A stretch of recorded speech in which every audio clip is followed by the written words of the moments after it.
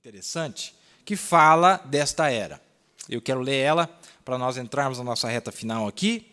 É tão gostosa essas lições porque você pega na prática um caso, uma jurisprudência bíblica, para mostrar como que Deus atuou na vida de uma pessoa, ele vai atuar na vida de uma era, numa era, a era de Laodiceia. Amém?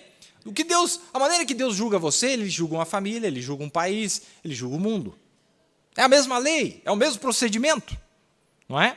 É o mesmo procedimento. Então, tem uma escritura aqui, meus amados, está em Apocalipse 14, verso 9 ao 13. E nós sabemos que aqui é o sétimo anjo, a mensagem do sétimo anjo. Vocês acompanham com atenção, isso aqui é muito importante.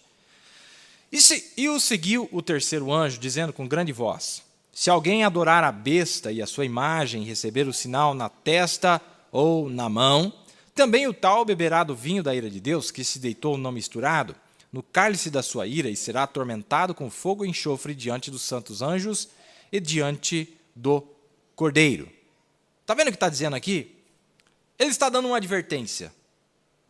Olha, se vocês adorarem a besta, a sua imagem, receber o sinal na testa ou na mão, o que vai acontecer? O tal beberá do vinho da ira de Deus, que se deitou sem mistura, não é dosado não, é puro, no cálice da sua ira, e será atormentado com fogo e enxofre diante dos santos anjos e diante do Cordeiro. Na presença. Amém? Essa é a mensagem para Laodiceia. Vocês sabiam? Porque o terceiro anjo é o sétimo anjo, é a mensagem do sétimo anjo. Vai ser uma coisa terrível, ele está dizendo assim, olha, se vocês adorarem a besta, ou a imagem da besta, vocês vão ser julgados diante dos anjos, diante do Cordeiro e diante dos anjos. E nós vamos ver que é perfeito, porque quando Deus estava julgando o jovem rico, Deus estava fazendo aquilo na presença de Abraão. Abraão estava olhando a pena que havia, a sentença que havia sido passada sobre o jovem rico. Por isso que a história do jovem rico é um perfeito paralelo com a era de Laodiceia. Nós estamos vendo aqui. E a Bíblia já está nos advertindo, esse sétimo anjo está nos advertindo, dizendo, olha, vai ser julgado na presença dos santos anjos e diante do Cordeiro. Amém? Sabe, irmãos, uma coisa interessante que a mensagem abriu para nós, e sempre foi um grande mistério. Como que será revelada a ira de Deus? E parte dessa grande verdade é dizer que a ira de Deus será manifestada através de Moisés e Elias. Mas lá no capítulo 15 de Apocalipse, a Bíblia disse que a ira de Deus vai ser despejada através dos seus santos anjos. Vocês entendem? Vocês estão fazendo a conexão? Aí, a revelação da ira de Deus será manifestada através dos seus santos anjos. Claro, meus amados. Claro. Deus é justo. E aqui o profeta vai dizer que o jovem rico, esse mendigo, né? Deixa eu ler aqui para vocês. E lá ficar, olha só que interessante, olha a justiça de Deus. Todo mundo quer justiça, não é, irmão? Todo mundo lá, os judeus lá debaixo do altar. Hoje mesmo o povo quer justiça, justiça, justiça. Mas tem uma justiça divina, tem uma justiça certa, com equidade. Tem uma justiça de Deus. E nós vamos ver que este mendigo, Lázaro, ele foi injustiçado. Injustiçado? Como assim? Claro, você não está sendo injustiçado aqui na era de Laodiceia? Irmão, tem agora o gênero que eles nem sabem o que é. Assim, tem lá o homem, tem a mulher, e tem mais um monte no meio que não sabe nem o que define aquilo lá. E ai daquele que falar uma palavra contra aquilo. É direito para tudo. Se a pessoa diz que vai virar um réptil, então ela tem direito de ser um réptil. E nós, que direito que nós temos, irmão? Que nós não podemos mais ser crente. Nós não podemos ir num supermercado sem que aquele lixo daquelas músicas mundanas estão tocando. Cadê o meu direito? Cadê o meu direito? Cadê o meu direito de eu andar na rua e poder caminhar e não ter que ficar vendo coisas imundas, coisas impuras, quando eu estou tentando comer num restaurante? Cadê o meu direito? Cadê o meu direito das músicas, dos filmes, que minhas crianças, que nossos filhos são obrigados a... Cadê o meu direito? Então nós somos mendigos, nós não temos direito, tem que ficar implorando. Olha, por favor, professor, minha filha precisa usar uma saia. Tem que implorar lá para o professor, para o diretor, lá sei lá quem. Às vezes, pedir para alguém interceder, como o irmão estava me contando, mendigando. Só que esse quadro vai virar. Esse quadro vai virar. Nós regeremos com Cristo por 1000 anos na terra. E aí nós vamos ver quem que vai implorar. Quem é que estava implorando enquanto estava em tormento? Aí era o jovem rico. Ué, mas você não é o ricão, você não é o abastado? Por que você não usa seu dinheiro agora? Para te tirar dessas chamas, desse tormento? Só o sangue de Jesus para te tirar desse lugar, meus amados. Só o sangue de Jesus para nos livrar dessa condição tenebrosa. E aqui estamos nós, irmão. Não temos direito de nada.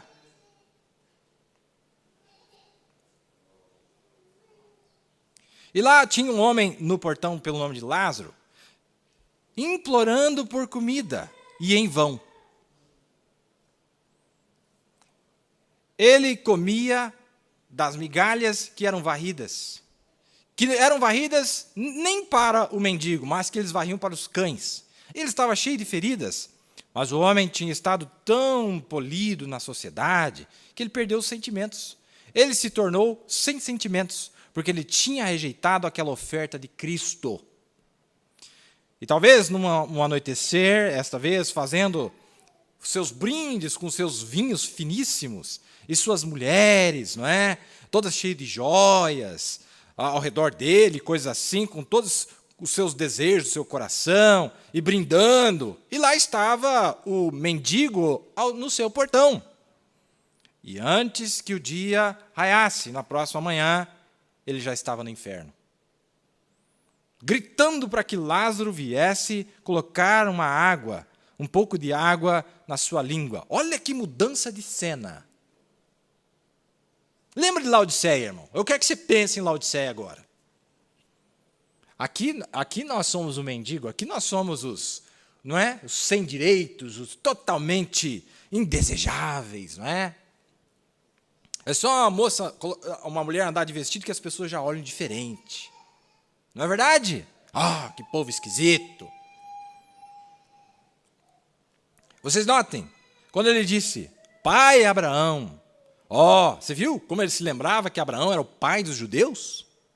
Ele disse, pai Abraão, manda este mendigo Lázaro aqui com um pouco de água nos seus dedos para pôr nos meus lábios, pois essas chamas estão me atormentando.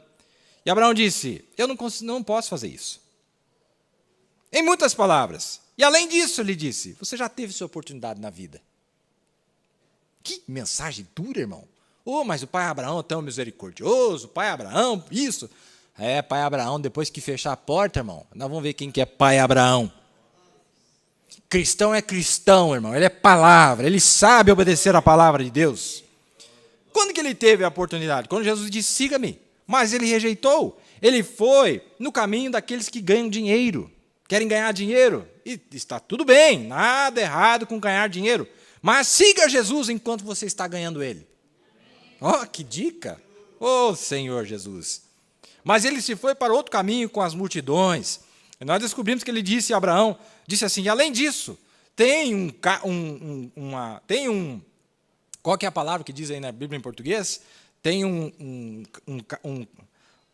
espaço no meio, não é? Tem um espaço no meio entre eu e ti, que ninguém pode cruzar para lá, e nunca cruzará. Um abismo. Aqueles que estão lá não podem vir aqui, e esses que estão aqui não podem ir lá. Já está determinado que ninguém já cruzou e ninguém cruzará. Tem nada de purgatório saindo de lá. E outra coisa, muito importante que isso revela para nós, é que quem deu um copo de água aqui, ele já vai direto para o paraíso. Ele não vai lá purgar e depois do milênio, ir para um lugar bom. Olha que interessante, meus amados. Ouçam ele agora. Agora ele quer ser evangelista, o profeta diz. A chamada que Jesus tinha lhe dado de lhe seguir e de ganhar almas como um jovem, voltou para ele novamente e ele se lembrou dela. de que ele tinha 5 irmãos, e que lá na terra, e que ele não queria eles no lugar daquele. Está vendo como que é, irmãos? Ele disse, envia Lázaro, diga aos meus irmãos para não virem para este lugar. Em outras palavras, aceitem o chamado de siga-me. Mas ele disse, eles não vão fazer isso. Abraão respondeu, eles não vão fazer isso. Ele disse, sim, se alguém ressuscitar dos mortos como Lázaro e voltar e contar para eles. Você vê, isso mostra que depois que nós morremos, você ainda está consciente. Ele se lembrou, Abraão disse, filho, lembra-te nos seus dias. Veja, você ainda se lembra, você não perde sua memória, não. Quem está lá no Hades, irmão, está lembrando de tudo que ele fez aqui, as oportunidades que ele perdeu, a voz do pastor que advertiu ele, a voz do pai, a voz da mãe. E as memórias que aquele homem poderia ter tido, e ainda no mesmo lugar, se lembrou da oportunidade de ter ouvido Jesus dizer, siga-me. Mas ele havia seguido a pessoa errada, a multidão errada, ele entrou na multidão errada e foi para o lugar errado e terminou na eternidade errada, para ser aniquilado naquele dia de Deus para todo sempre. Jesus disse essas palavras memoráveis, ainda que alguém se ressuscitasse dos mortos e regressasse, contudo, eles não seriam persuadidos, porque eles já têm a lei de Moisés, e se eles não ouvirem isto, então eles não vão ouvir também alguém que se levanta dos mortos. Eles não serão persuadidos. Incrédulo é incrédulo aqui, é incrédulo em qualquer lugar. Incrédulo é incrédulo, não tem palavra, não tem Jesus, não tem nada que resolve. Se você tem a semente da incredulidade em você, você não vai crer. Você não vai crer. Por quê? Por quê? Por que a lei falava algo assim? A lei falava algo desse tipo? Sim. A lei dizia, a lei de Moisés, faça com os outros o que quer que os outros façam contigo. Ô, negocinho difícil, né, irmão? Todo mundo quer ser bem tratado, todo mundo quer ser alisado, todo mundo quer ter lambendo, mas por que você não faz isso? Trate os outros, irmão, bem. Você quer ser bem tratado? Então trate os demais bem. Seja um cristão com todos. Coisa nojenta nessa era, tudo patota, né? Os ricos com os ricos, os pobres com os pobres, não se misturam, isso não é de Cristo, não. Jesus andava com as duas classes, ele andava com qualquer um, andava com rico, andava com pobre, andava com classe média, andava com prostituta, andava com publicano, e ele salvava todo mundo. Eu gosto de Cristo, irmão. É o meu exemplo. Eu quero ser como ele. Será que a lei fala algo assim? Sim, a lei dizia, faça aos outros aquilo que quereis que se faça contigo. E ele havia vivido debaixo da lei, mas ele deixou que aquele mendigo morresse no seu portão. Veja, e ele havia vivido debaixo das ordens de Deus. E, contudo, falhou em ver aquela grande vida eterna, não é?